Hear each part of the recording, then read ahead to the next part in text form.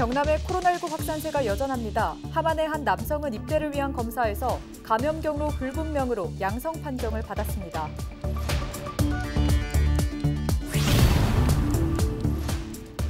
(6일) 오후 창녕군이 우포따오기 보건센터에서 보건 증식에 기른 따오기 40마리를 자연으로 돌려보냈습니다. 세 번째 야생 방사입니다.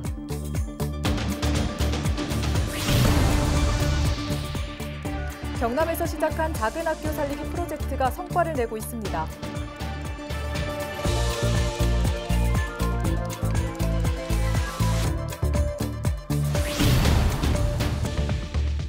부족한 놀이시설로 갈 곳이 없는 농촌 청소년들이 즐길 수 있는 특별한 놀이터가 고성에 문을 열었습니다.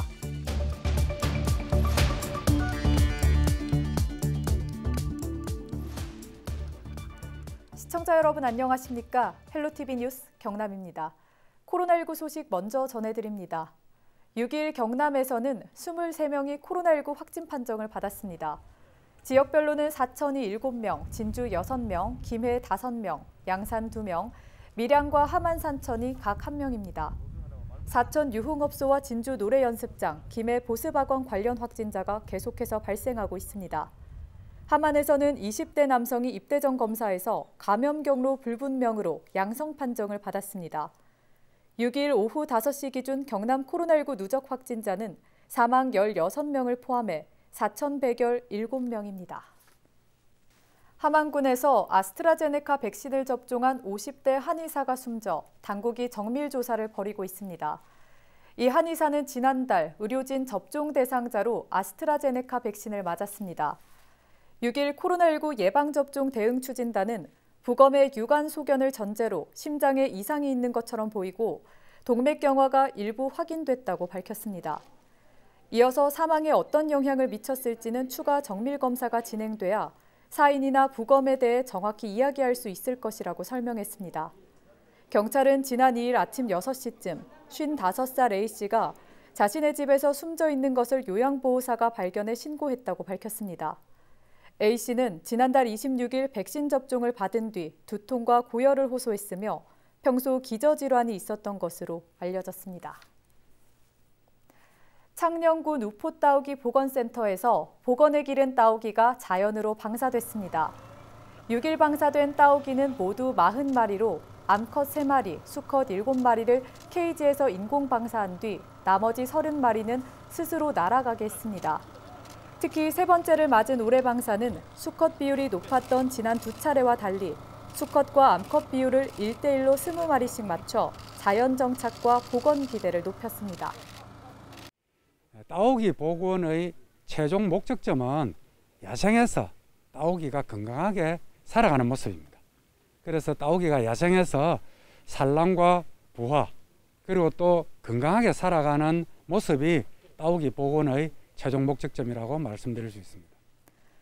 따오기 복원에 성공한 창녕군은 2019년부터 매년 40마리를 자연으로 돌려보냈으며 지난달에는 국내 멸종 42년 만에 따오기 한 쌍이 자연 번식에 성공했습니다.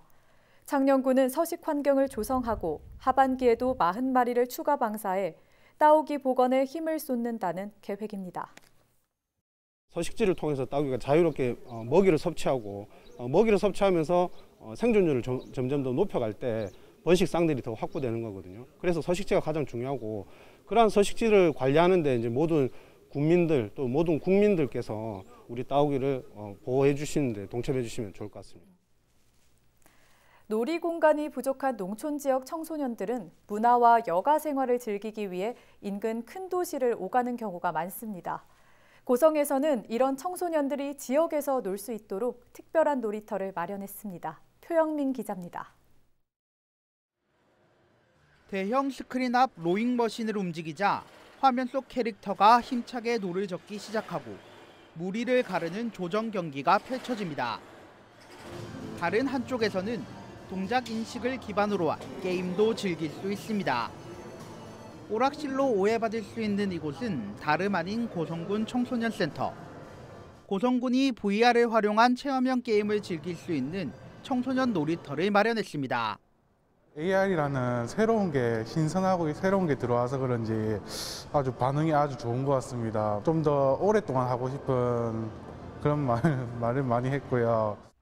농어촌 지역인 고성은 도시에 비해 청소년들이 이용할 수 있는 시설이 상대적으로 부족한 상황. 놀 곳 없는 청소년들을 위해 특별한 놀이터를 준비한 이유입니다. 고성군은 청소년 센터를 중심으로 도시와 농촌 간 청소년 문화 격차를 줄이기 위해 다양한 정책을 펼치고 있습니다. 학습을 위한 진로 상담실은 물론 제과 제빵, 바리스타 등 체험 프로그램도 운영하고 있습니다. 아이들에게 다양하고 양질의 활동 프로그램과 그리고 직접적인 진로 체험의 기회를 제공함으로써 군에 있는 청소년들이지만 일반 대도시에 있는 청소년들과 못지않은 그런 어떤 역량을 강화할 수 있는 그런 모습들로 저희들이 이렇게 센터를 운영해 나갈 생각입니다. 1,900여 명의 고성 청소년을 위한 놀이터는 보안 작업을 마치고 이달 중 운영을 시작합니다. 헬로티비 뉴스 표영민입니다. 지난 5일 어린이날 특집 뉴스로 학교 통폐합, 인구소멸 위기 전해드렸습니다. 이 상황 농촌으로 갈수록 더 심각한데요. 그래서 지난해 전국 최초로 경남에서 시작한 작은 학교 살리기 프로젝트가 주목받고 있습니다. 권정숙 기자입니다. 경쾌한 음악을 들으며 신나게 타는 풍선 미끄럼틀. 친구들과 만들어보는 비눗방울은 재미를 더해줍니다. 푸른 잔디 위 마치 놀이공원 같은 이곳은 다름 아닌 초등학교의 수업 현장입니다. 에어바운스에서 방방이 이렇게 뛸 때도 재밌었고 미끄럼틀 슝 탈 때도 재밌었어요. 인천에서는 이런 에어바운스랑 비눗방울 이렇게 재밌는 거 많이 안 해봤는데 고성 와서 많이 해봤어요. 학생 중심의 교육 환경에 최현철 씨는 사남매를 데리고 고성으로 왔습니다. 주거까지 해결되자 과감히 결정했습니다. 임대주택 제공하는 게 크고요. 그다음에 코로나19 상황에서도 대면 수업이 가능하고 여러 가지 교육 프로그램을 운영한다고 하는 게 큰 장점인 것 같습니다. 학생 수가 줄며 통폐합을 걱정해야 했던 학교에 변화가 시작된 건 작은 학교 살리기가 시작되면서입니다. 맞춤형 수업에 돌봄과 방과 후 수업 등을 무료로 지원하고 체험과 자연학습 등이 더해지자 입소문이 났습니다. 여기에 고성군과 마을 주민들은 일자리는 물론 빈집을 소개하고 공공임대주택까지 지으며 힘을 보탰습니다. 그러자 불과 1년 새 5학급 10명이던 학교는 6학급 24명으로 늘었고 마을에는 이미 5가구가 전입했습니다. 7월에도 3가구가 전입합니다. 6학급으로 학급이 하나급 늘게 되었고 교감 선생님이 오시게 된 것이 가장 큰 변화고 지금은 학생들이 배움 활동에 능동적으로 참여하고 해서 교실 분위기가 굉장히 활발해졌다고 자랑하고 있답니다.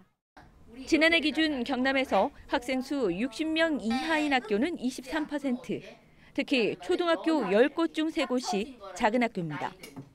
교육청과 도, 지자체가 지난해 함께 시작한 프로젝트가 주목받는 이유입니다. 올해는 LH도 힘을 더하고 더 깊이 있게 추진됩니다.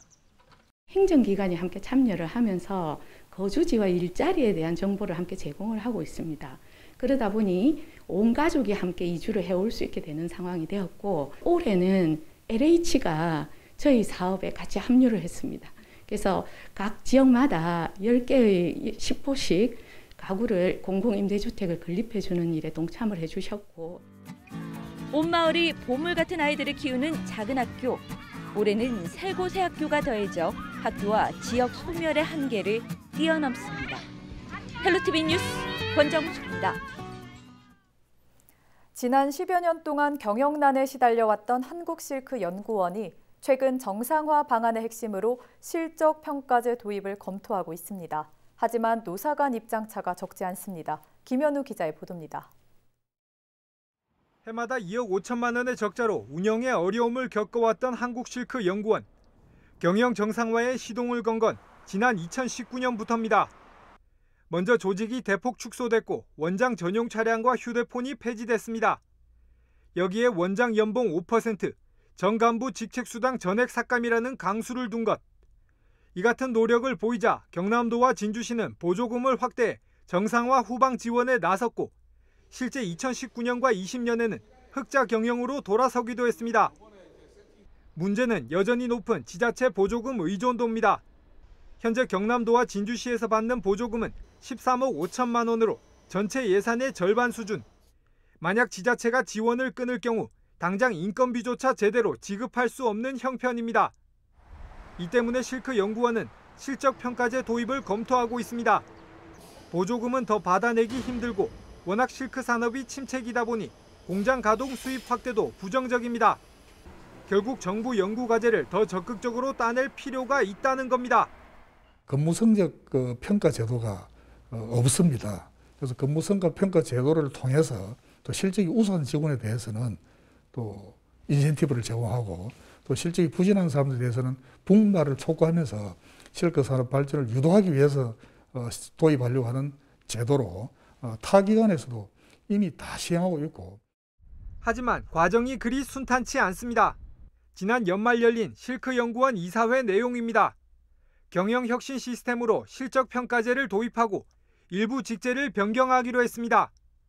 또 흑자 경영으로 전환됨에 따라 2년 동안 삭감됐던 보직자 직책수당을 70% 수준으로 부활시킨다는 내용이 담겼습니다. 앞서 노사는 해당 사안에 대해 꾸준히 논의했고 어느 정도 합의점을 찾았습니다. 그런데 노조원들이 이에 동의한 바 없다고 선언하며 협의가 다시 원점으로 돌아갔습니다.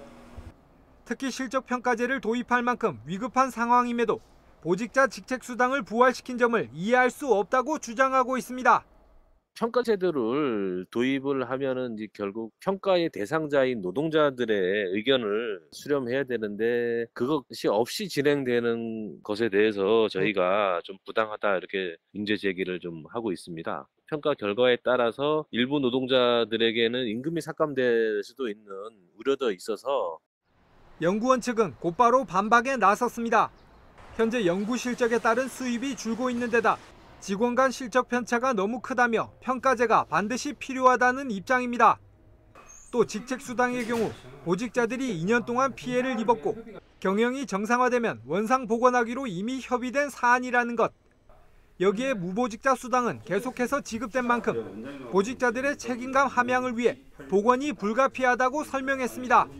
보직자가 아닌 사람들도 수당을 내려놓고 보직자도 수당을 내려놓자 이런 안이 있었습니다. 그래서 이제 노조와의 이제 합의 과정이라든지 보면서 무보직 수당은 그래도 좀 나눠놓자.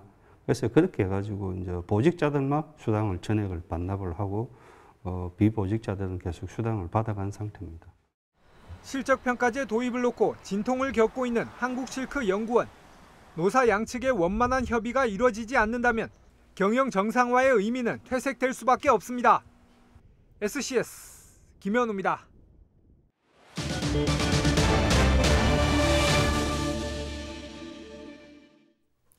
창원시 특산물 가운데 하나인 수박이 경기도 고양과 용인 수원으로 향했습니다.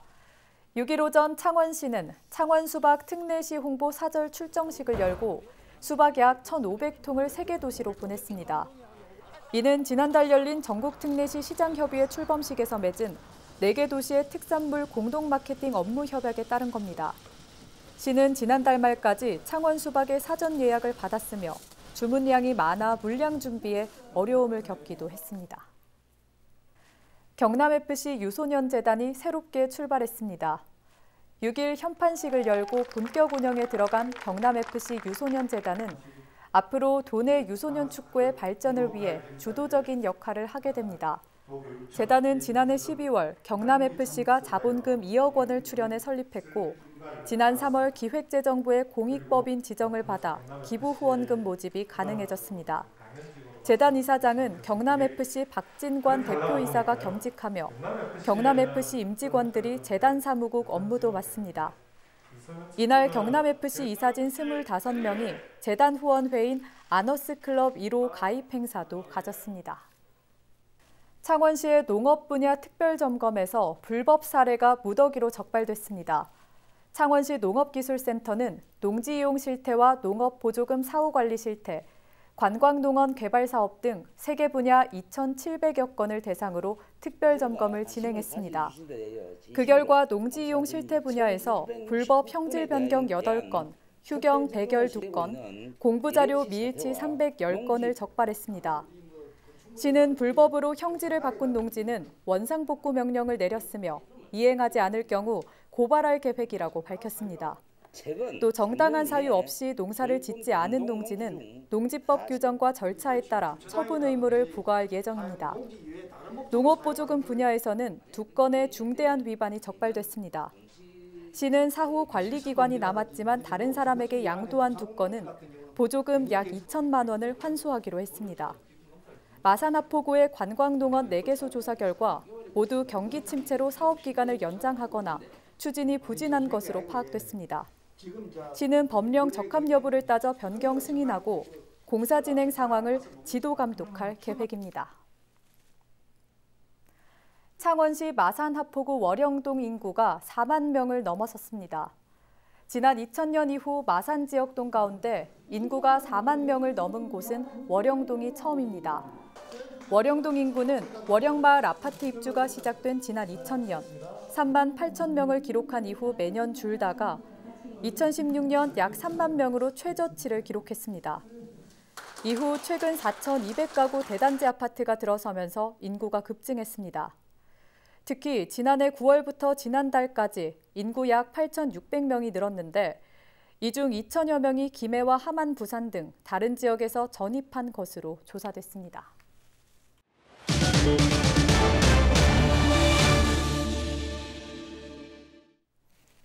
코로나19 확진자의 개인정보를 유출한 혐의를 받고 있는 이찬호 창원시 의원이 항소심에서 벌금형을 선고받았습니다.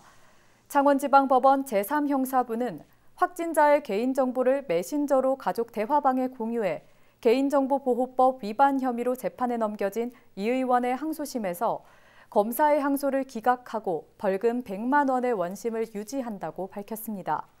재판부는 범행의 죄질이 가볍지 않은 만큼 엄중한 책임을 물을 필요성이 있지만 피고인이 처벌을 바라지 않고 벌금형 이상의 형사처벌 전력이 없는 점을 감안해 원심이 선고한 형이 부당하다고 볼 수 없다고 양형의 이유를 판시했습니다. 10년이 넘게 자녀의 출생신고를 하지 않은 부모가 집행유예를 선고받았습니다. 5일 창원지법 형사 1단독 김민상 부장판사는 10대 자녀 둘의 출생신고를 하지 않은 혐의로 재판에 넘겨진 42살 A씨와 38살 B씨에게 각각 징역 6개월에 집행유예 2년을 선고했다고 밝혔습니다. 또 아동학대 관련 강의 수강 40시간을 명령했습니다. 이들은 지난 2004년 9월 3일과 2005년 8월 8일 김해의 한 산부인과에서 아이들을 낳고도 출생신고를 하지 않았습니다. 두 자녀는 출생신고를 하지 않아 기본적인 교육과 보건의료 서비스를 받지 못한 것으로 전해졌습니다. 재판부는 지금은 출생신고를 했고 엄마가 양육 중인 점을 종합해 형을 정한다고 판시했습니다. 창원시가 제1회 청소년 모의 유엔총회에 참여할 팀을 확정했습니다. 시는 6일 온라인 공개 추첨을 통해 반송여중과 안민중 등 14개 학교의 17개 팀을 확정했습니다. 참가팀은 유엔이 정한 세계 청소년의 날을 기념해 8월 11일부터 이틀 동안 창원대학교 대강당에서 총회를 진행합니다. 청소년 모의유엔은 관내 중학생들에게 외교 경험을 주기 위해 창원시에서 올해부터 실시하는 행사입니다. 혹시 귀청소 자주 하십니까? 너무 자주 하면 오히려 좋지 않다고 합니다. 귀지는 약산산성을 띠고 있어서 곤충과 세균의 침입을 막는 역할을 하기 때문이라는데요. 귀지는 따로 파지 않아도 자연스럽게 부스러기가 되어 떨어져 나가니까 놔두는 게 상책이라고 합니다. 특히 뾰족한 걸로 파다가 상처라도 나면 염증이 생겨 더 큰 병을 키울 수 있습니다.